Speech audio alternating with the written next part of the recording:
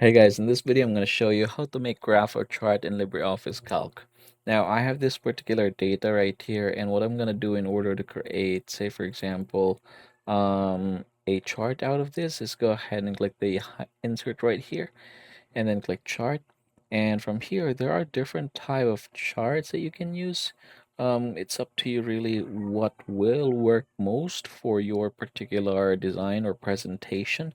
So let's say for example, we're gonna go ahead and use the column right here, and I'm gonna go ahead and click the chart elements here. You can add a title, subtitle, you can choose the axis or x-axis and the y-axis. And yeah, once you're done with that, I'm gonna go ahead and hit the finish.